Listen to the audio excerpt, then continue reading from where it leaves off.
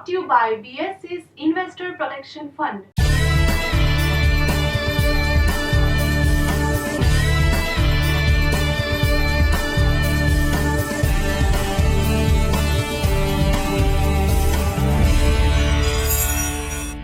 नमस्कार, पैसा वसूल के नए सीजन में मैं श्रुति आप सबका स्वागत करती हूं। आपके ढेरों खत, ईमेल्स और बेशुमार प्यार ने हमें एक बार फिर से आपके रूबरू ला खड़ा किया है। पैसा वसूल के इस नए अवतार को हमने 4 सेगमेंट्स में बांटा है: व्यय, आय, संचय और उपाय।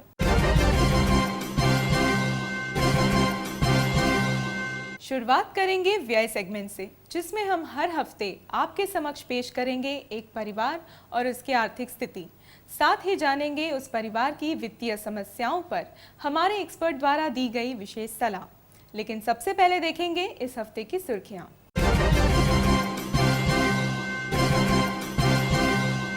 खरीदारी करने वालों के लिए खुशखबरी। बाजार में 0% इंटरेस्ट स्कीम की वापसी हुई है। अगर आपने फाइनेंशियल ईयर 2012-13 के लिए आयकर रिटर्न दाखिल नहीं किया है तो अब भी आपके पास समय बचा है। आयकर विभाग 31 मार्च 2014 तक रिटर्न स्वीकार करेगा। मौजूदा विकास दर, आधार और लिंग भेदभाव के कारण भारत में महिलाओं को पूर्ण साक्षर बनाने में करीब 56 साल और लगेंगे। यह निष्कर्ष यूनेस्को द्वारा जारी एक डेटा के आधार पर निकला है। देश में जीवन बीमा और स्वास्थ्य बीमा कवर लेने में महिलाओं की संख्या पिछले कुछ वर्षों से बढ़ी है। एक सर्वे के अनुसार कुल बीमित की गई संख्या में करीब 30% महिलाएं हैं। भारतीय रिजर्व बैंक ने साल 2005 तक बने सभी नोटों को बैंकों में बदलने की अंतिम तारीख बढ़ा दी है।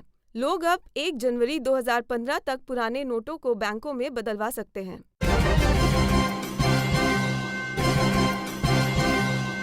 आज की कड़ी में हम एक ऐसे परिवार की वित्तीय अवस्था पर चर्चा करेंगे जिसमें पूरा परिवार सिर्फ एक ही शख्स की आय पर निर्भर करता है। तो आइए शुरुआत करते हैं हमारे पहले सेगमेंट व्यय से, जहां हमारी संवाददाता रत्ना नायर आपको ले चलेंगी एक लेक्चरर के घर। आज के एपिसोड में हम रूबरू होंगे श्री अमरेश यादव से, जो जीव विज्ञान यानी बायोलॉजी के लेक्चरर हैं। ये है अंधेरी के पूनम नगर में स्थित अमरेश जी का घर। अमरेश जी लगभग 14 वर्षों से मुंबई शहर के बाशिंदे हैं। उनका परिवार आर्थिक तौर पे संपूर्ण रूप से उन पर निर्भर है। कॉलेज में लेक्चरर होने के नाते मुझे फिक्स पेमेंट मिलता है, जो अप्रॉक्सीमेटली 50-55 के बीच में डिडक्शन के साथ आता है। तो करीब 6.5 लाख रुपए मतलब सालाना मेरी इनकम हो जाती है। यादव परिवार का कुल व्यय लगभग 30 से 35 हजार रुपए है, जिसमें रोजमर्रा के खर्चे, बच्चों की पढ़ाई इत्यादि शामिल है। बेसिकली होली, दिवाली और हमारे यहाँ जब गणपति महोत्सव और ये दुर्गा पूजा, ये जो दोनों फेस्टिवल हम लोग बड़े धूमधाम के साथ मनाते हैं, उस टाइम हमारे खर्चे ज़्यादा बढ़ जाते हैं। अमरेश जी की 5 जीवन बीमा पॉलिसीज हैं, जिनमें से 3 मनी बैक और 2 टर्म पॉलिसीज हैं। वे इन पॉलिसीज पर सालाना कुल 40,000 प्रीमियम भरते हैं और मैच्योरिटी पर उन्हें 8 लाख रुपए प्राप्त होंगे। उनका कोई मेडिक्लेम नहीं है। अमरेश जी के बड़े बेटे के MBBS पढ़ाई के लिए उन्होंने कोई लोन नहीं लिया है। उनके बच्चों की पढ़ाई के लिए टीचर्स एम्प्लॉय सोसाइटी से उनके वेतन का 30 गुना रकम प्राप्त हो सकता है। हालांकि उन्होंने अपनी बेटी की शादी के लिए गहने या सोने पर कोई निवेश नहीं किया है, परंतु उन्होंने 1 लाख रुपए का एक प्लान किया है, जिसकी मैच्योरिटी अमाउंट 6.5 लाख रुपए है। यादव जी का घर लोन पर लिया हुआ है, जो उन्होंने चुका दिया है। उनके पास एक 2 व्हीलर गाड़ी है जो इंश्योर्ड है। उनके गांव में थोड़ी जमीन है जो लीज पर दी हुई है। अमरेश जी ने रिटायरमेंट के लिए कोई विशेष प्लानिंग नहीं किया है। उनके प्रोविडेंट फंड में जमा होने वाली पूंजी ही उनका निवेश है। आखिर में यादव जी हमारे एक्सपर्ट से कुछ वित्तीय सलाह चाहते हैं। हमारी एक हार्दिक तमन्ना है कि मेरी बेटी भी बच्चों जैसा, जैसे मेरा बड़ा MBBS कर रहा है या छोटे वाले का भी प्लानिंग है, 10th स्टैंडर्ड में है तो प्लानिंग कर रहा है, तो ऐसे ही बेटी को भी तो हम एडवाइस यही लेना चाहें कि कैसे कम पैसे में अपना खर्चा चलाएं।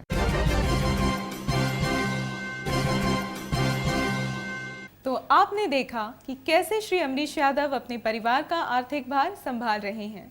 अमरीश जी की इन्हीं समस्याओं पर सुनते हैं हमारे एक्सपर्ट श्री हर्ष श्रुंगटा की राय।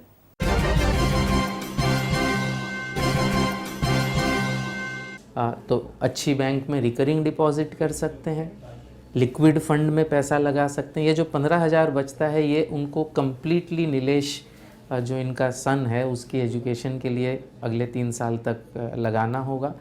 थोड़ी सी रिस्क अगर ये ले सकते हैं तो ये इनकम फंड या एक डायनामिक बॉन्ड फंड देख सकते हैं। उसमें थोड़ी सी रिस्क है relative to a recurring deposit, लेकिन पूरे पैसे अगर जमा नहीं होते हैं तो अमरीश जी ने कहा है कि इनको टीचर्स सोसाइटी से लोन मिल सकता है।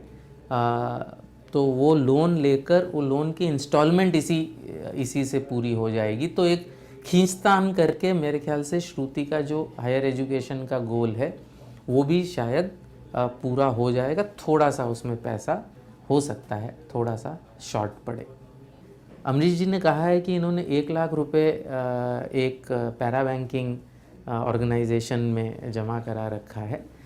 तो ये काफ़ी रिस्की इन्वेस्टमेंट इन्होंने किया है। अगर पॉसिबल हो तो उसे तुरंत विड्रॉ करके उसको कोई बैंक के एफडी में लगा दें या इनकम फंड में लगा सकते हैं। रिटायरमेंट के लिए थोड़ी सी जद्दोजहद करनी होगी।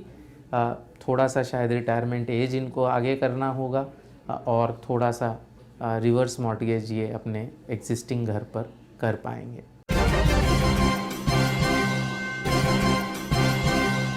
अब हम लेते हैं एक छोटा सा ब्रेक। ब्रेक के उस पार है एजुकेशन लोन पर एक स्टोरी और निवेशकों के लिए कुछ खास सलाह। देखते रहिए पैसा वसूल।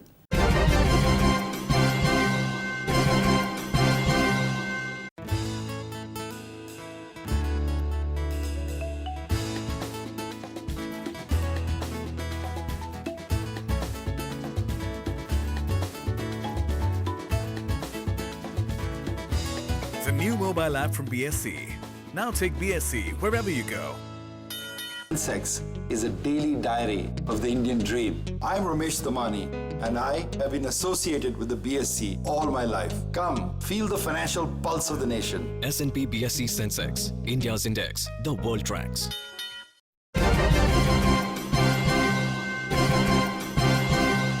ब्रेक के बाद स्वागत है एक बार फिर से। आप देख रहे हैं पैसा वसूल।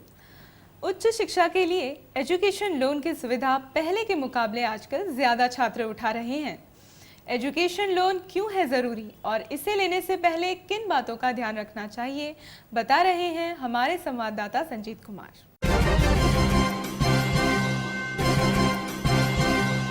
आज की इस महंगाई में बच्चों की उच्च शिक्षा माता पिता की सबसे बड़ी समस्या होती है। अच्छी नौकरी के लिए MBA इंजीनियरिंग तो आम हो चुके हैं। आपका बच्चा एक साधारण से कॉलेज से भी MBA करता है तो भी कम से कम 8 लाख रुपए खर्च पड़ ही जाता है। जो इतना खर्च करने में असमर्थ है उनके लिए शिक्षा ऋण उपलब्ध है। उसमें 2 प्रकार हैं, एक तो नॉर्मल स्टूडेंट लोन और दूसरा स्कॉलर लोन। स्टूडेंट लोन जो है वो ग्रेजुएशन स्टडीज़ के लिए उन स्टूडेंट्स को दिया जाता है और scholar loan further studies, higher studies यानी आउटसाइड इंडिया, वो बच्चों के लिए दिया जाता है। भारत में यदि पढ़ाई के लिए लोन है तो 10 लाख के लिए और भारत के बाहर 30 लाख की कैपिंग है। RBI द्वारा जारी आंकड़ों के अनुसार बैंकों ने 2003 में जहां 2,986 करोड़ रुपए शिक्षा ऋण के रूप में वितरित किया है, वही 2012 में ये बढ़कर 48,400 करोड़ रुपए हो गया। इस राशि में से 90% से ज़्यादा सरकारी बैंकों ने 2012 में 46,740 करोड़ रुपए ऋण वितरित किया। एक अनुमान के अनुसार यह 10% की सालाना दर से बढ़ेगी। एजुकेशन लोन बहुत अच्छी चीज़ है क्योंकि आपको बैंक पैसा प्रोवाइड करते हैं। आप पढ़ लो 2 साल के बाद आपको जॉब लगने के बाद आप बाद में इंटरेस्ट भरो और बाद में पैसा रिकवर करो। बहुत हेल्प भी होता है स्टूडेंट्स को। शिक्षा ऋण योजना का मुख्य उद्देश्य निर्धन और जरूरतमंद को बुनियादी शिक्षा प्राप्त करने के लिए वित्तीय सहायता प्रदान करना है। वित्तीय सहायता के अभाव के कारण किसी योग्य छात्र को उच्च शिक्षा प्राप्त करने से वंचित न रखा जाए। एजुकेशन लोन छात्रों की पढ़ाई में पड़ने वाली आर्थिक रुकावटों को दूर करता है, पर ऐसा नहीं है कि उच्च शिक्षा के लिए एजुकेशन लोन ही एकमात्र विकल्प हो। फाइनेंशियल एक्सपर्ट मिसेस दीना मेहता बता रही हैं किस तरह से बचत और निवेश का सहारा लेकर आप अपनी आर्थिक ज़रूरतों को पूरा कर सकते हैं।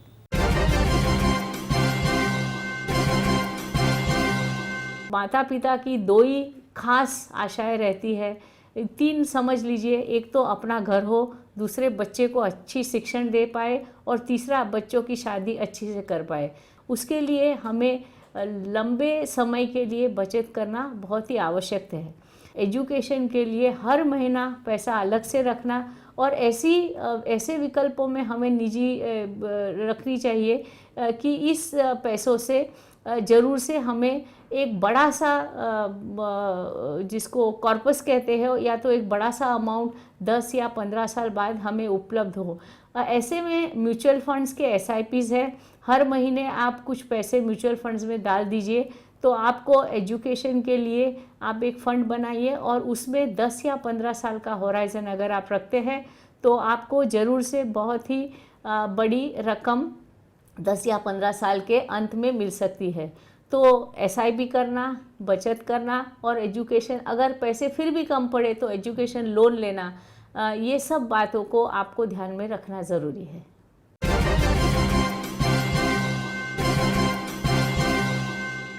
अब वक्त हो चला है एक छोटे से ब्रेक का। ब्रेक के बाद मिलेंगे हमारे दूसरे सेगमेंट आय में। देखते रहिए पैसा वसूल।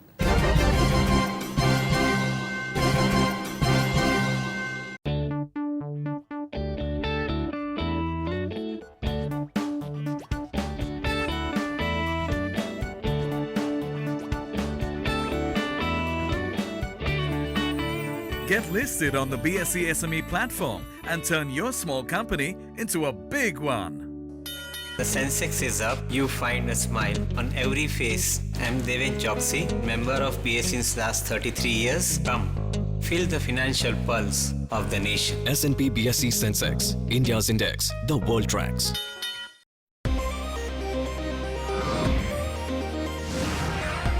India's fastest currency derivatives exchange is here. BSE CDX, powered by Bolt Plus.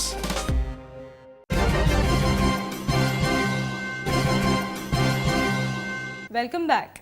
अब हम आपको ले चलेंगे पैसा वसूल के दूसरे सेगमेंट आय में, जहां हम आपको बताएंगे कि किस तरह से आप अपनी आमदनी में इजाफा कर सकते हैं। आज हम आपको एक ऐसे शख्स से रूबरू कराएंगे जिन्होंने IIT की तैयारी करने वाले छात्रों के लिए एक ऑनलाइन प्लेटफॉर्म तैयार किया और उसे रूप दिया एक सफल व्यवसाय का।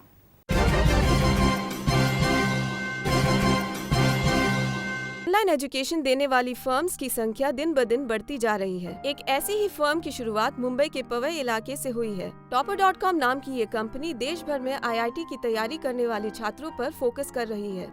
Topper.com के संस्थापक ज़ीशान हयात का कहना है कि जो छात्र IIT की तैयारी कर रहे हैं उनके अभ्यास के लिए ये प्राइमरी सोल्यूशन है। लाखों लोगों के पास अब कंप्यूटर भी है और फ़ोन भी है और इंटरनेट एक्सेस भी है, तो हमें लगा कि एजुकेशन फील्ड में हमारा जो टेक्नोलॉजी बैकग्राउंड है वो यूज़ करके हम कुछ अच्छा बना सकते हैं। 2005 में IIT बॉम्बे से अपनी पढ़ाई पूरी करने के बाद ज़ीशान ने करीब 3 साल तक विभिन्न कंपनियों में नौकरी की। हमने एक प्लेटफॉर्म बनाया है जिसमें लगभग 60,000 क्वेश्चन है।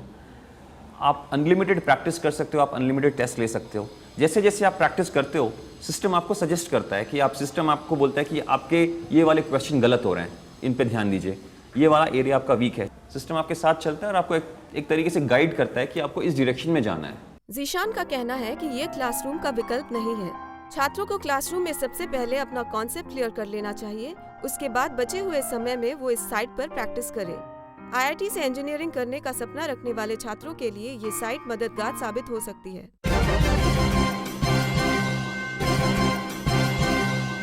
आज की महंगाई के कारण अपना खर्च निकालना और सेविंग्स करना बड़ा ही जिम्मेदारी और मुश्किल भरा हो गया है। ऐसे में ज़रूरत है ऑल्टरनेटिव सोर्स ऑफ इनकम यानी कि वैकल्पिक आय स्रोत की। अपने मुख्य पेशे के अलावा वैकल्पिक आय से आपके आर्थिक हालात कैसे मजबूत हो सकते हैं, आइए जानते हैं गरिमा दास की इस रिपोर्ट के जरिए।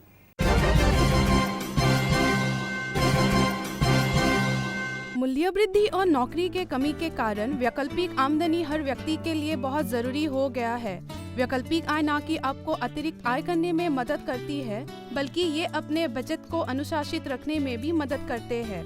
कुछ ऐसे ही मंशा रखते हैं मिसेस लूम्बा, जो 5 साल से अपने घर पे प्ले स्कूल चला रही है। हस्बैंड का थोड़ा सा बिजनेस स्लो था, तो आई सेड मैं उसकी हेल्प उनकी करना चाहती हूँ हेल्प। सो मेरे बच्चे बड़े हो रहे हैं, उनकी education it's very expensive nowadays. इस प्ले स्कूल से मिसेस लुम्बा अपने घर के खर्चे में 50% योगदान करती है। बच्चों की स्कूल, ट्यूशंस आदि के खर्चे में इस वैकल्पिक आय से उनको काफी मदद मिल रही है। अगर आप भी अपने घर पे प्ले स्कूल खोलने की इच्छा रखते हैं तो इन बातों पर ध्यान देना जरूरी है। प्रदूषण मुक्त वातावरण, बच्चों के लिए सुरक्षित माहौल और खेलने के लिए पर्याप्त जगह, और सबसे जरूरी है एक पेशेवर दृष्टिकोण और बच्चों को प्यार से सिखाने की महत्वाकांक्षा। तो आपने देखा कि कैसे वैकल्पिक आय से आप अपने ज़रूरतों को पूरा कर सकते हैं और बचाई हुई रकम से आपके आर्थिक सेहत को भी स्वस्थ बनाए रख सकते हैं।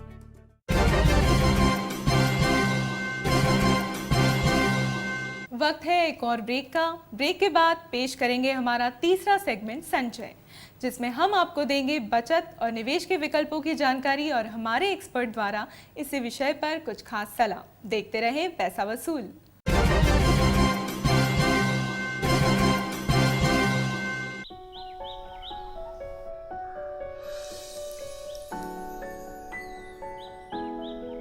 Losing a lot on transaction fees? Become a member of the BSE and pay 99% less. BSE, experience the new. Mood of the nation is always in tandem with Sensex. I am Ketan Marwadi and have been associated with BSE since 1990. Come, feel the financial pulse of the nation. S&P BSE Sensex, India's index, the world tracks.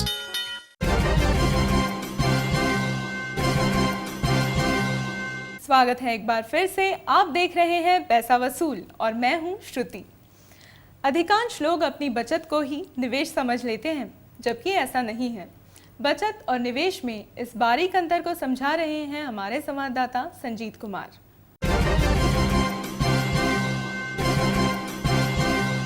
सुरक्षित भविष्य के लिए आर्थिक सुरक्षा बहुत ही जरूरी है और आर्थिक सुरक्षा के लिए बचत निहायत ही जरूरी माना जाता है। आज हर आर्थिक वर्ग का व्यक्ति किसी न किसी रूप में बचत करने का कोई न कोई उपाय जरूर करता है। निवेश करने के गुण सीखने से पहले यह जान लेना महत्वपूर्ण है कि बचत और निवेश में अंतर क्या है। Income minus your expense, that is equal to surplus और वी कैन से सेविंग्स। अब ये सेविंग्स जो सरप्लस है वो सेविंग्स ज़रूर है, लेकिन हम उसको इन्वेस्टमेंट नहीं कह सकते। जो बचत आप करते हैं उस पर भविष्य के लिए रिटर्न अर्जित करने की यही प्रक्रिया निवेश कहलाता है। आज के हालात को देखते हुए एक बात और महत्वपूर्ण है कि आपके निवेश पर महंगाई का असर। निवेश और महंगाई का बड़ा घनिष्ठ संबंध है। समझिए कि आपके पास आज 10,000 रुपए है और वो 10,000 रुपए आपने कहीं निवेश न करते हुए किसी तिजोरी में बंद करके रख दिए, तो धीरे धीरे उसकी परचेसिंग पावर कम होती जाएगी। अगर आज का महंगाई का दर 8% अगर हम मानते हैं, तो आज से 5 साल के बाद वही 10,000 की परचेसिंग पावर, आज के 10,000 की परचेसिंग पावर घटकर 6,806 रुपए हो जाएगी।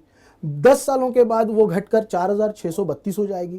तो इस तरह से हमारे परचेसिंग पावर में गिरावट आती रहेगी। अपने सपनों को साकार करना है तो पहले बचत करें और फिर सपनों को मूर्त रूप देने के लिए इस बचत को निवेश करें।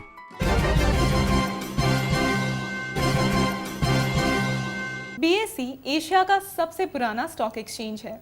ये एक सक्षम बाजार उपलब्ध करवाने के साथ ही निवेशकों के हितों की सुरक्षा भी करता है। इसी पर पेश है एक खास रिपोर्ट।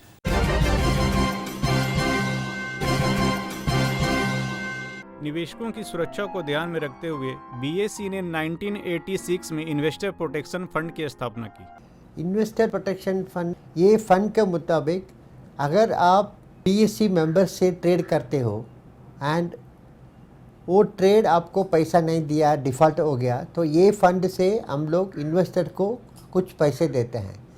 पहले 86 में चालू किया था, तभी 10,000 कुछ था, बाद में हम लोग बढ़ा के अभी 15 लाख तक देते हैं। इसके लिए अपने पास ही आपको ये आर्बिट्रेशन मैकेनिज्म है। आर्बिट्रेटर लोग हम लोग अपॉइंट किया है, outside experts like chart accountants, retired जजेस है। वो पैनल से आपको ही मेंबर को चुनना पड़ेगा। स्टॉक एक्सचेंज में ट्रेडिंग करना सुरक्षित है और BSE के तरफ से 15 लाख तक आपको कॉम्पनसेशन मिलेगा। 3 साल पहले हम लोग IPF सेक्रेटेरिएट करके क्रिएट किया है, सेटअप किया है। इसके द्वारा अभी 13 जगह पे हम लोग ब्रांचेस है अपना।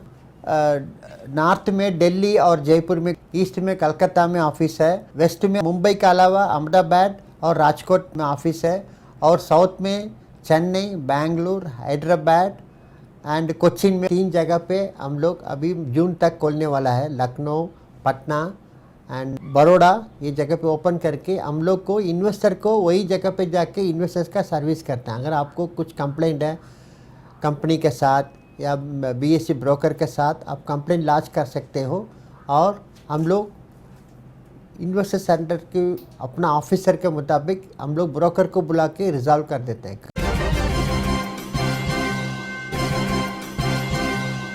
अब लेंगे एक छोटा सा ब्रेक। ब्रेक के बाद देखिए हमारा चौथा सेगमेंट उपाय।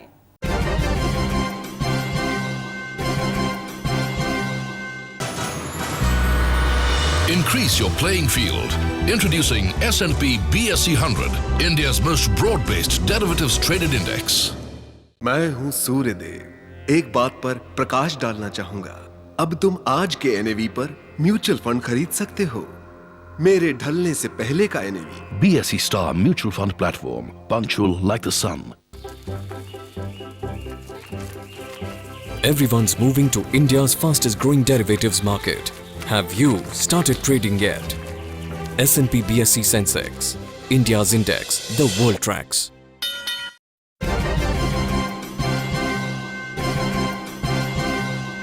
स्वागत है आपका पैसा वसूल के चौथे सेगमेंट उपाय में। सूचना और तकनीक के ज़माने में अब छात्रों के हाथ में किताब नहीं बल्कि टैबलेट होंगे। आकाश टैबलेट किस तरह छात्रों को पढ़ने में मददगार रहा है, इस पर देखेंगे एक रिपोर्ट।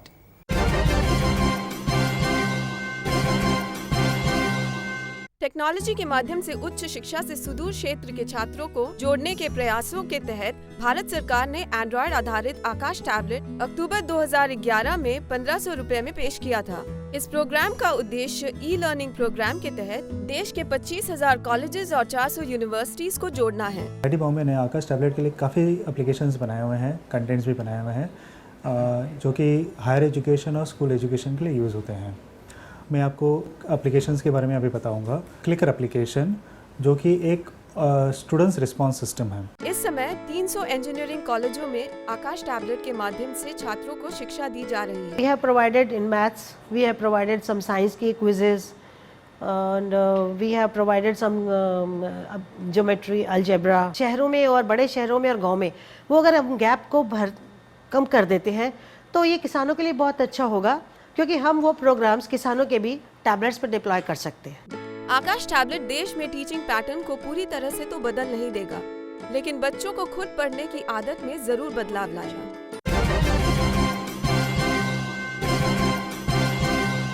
अब हम आ पहुंचे हैं इस कड़ी के अंतिम पड़ाव पर।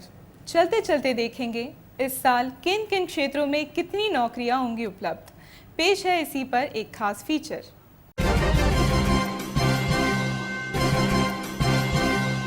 नौकरी ढूंढने वालों के लिए साल 2014 खुशियों भरा हो सकता है। एक सर्वे के अनुसार FMCG और हेल्थ सहित विभिन्न क्षेत्रों में इस साल बीते साल की तुलना में 8.5 लाख से अधिक नौकरियों का आकलन है। सिचुएशन है वो काफ़ी गंभीर रहा है, बिकॉज ऑफ इंडस्ट्री उतनी पिकअप नहीं कर पाई है, लेकिन ऑफ लेट एक चेंज आ रहा है बहुत इंटरनेशनल मार्केट में और नेशनल मार्केट में, जहाँ काफ़ी सारे सेक्टर्स खुल रहे हैं। इसमें कोई संदेह नहीं है कि काफ़ी सारे नौजवानों को और बहुत सारे अपॉर्चुनिटीज़ मिलेंगी। 8.5 लाख नौकरियों में से करीब 50% नौकरियां FMCG, हेल्थ केयर और IT सेक्टरों से पैदा होंगी। इसके अलावा retail, hospitality, banking, financial services, manufacturing, engineering, education, training, consultancy, media, entertainment और रियल एस्टेट में पैदा होंगी। 2013 में नौकरियों की संख्या उम्मीद से कम रही। 2014 से काफी उम्मीदें हैं। कंपनियां अपनी आमदनी बढ़ाने के लिए खाली पड़े स्थानों पर नियुक्तियां करेंगी।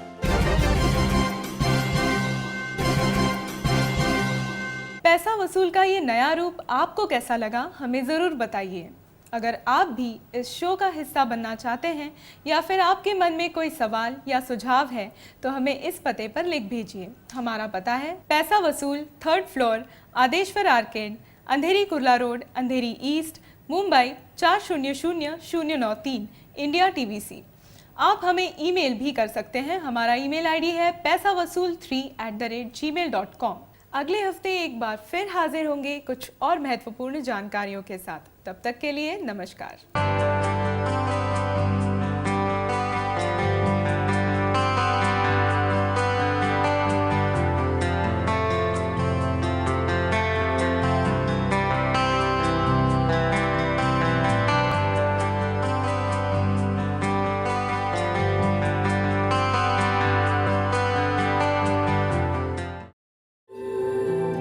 Ra Media.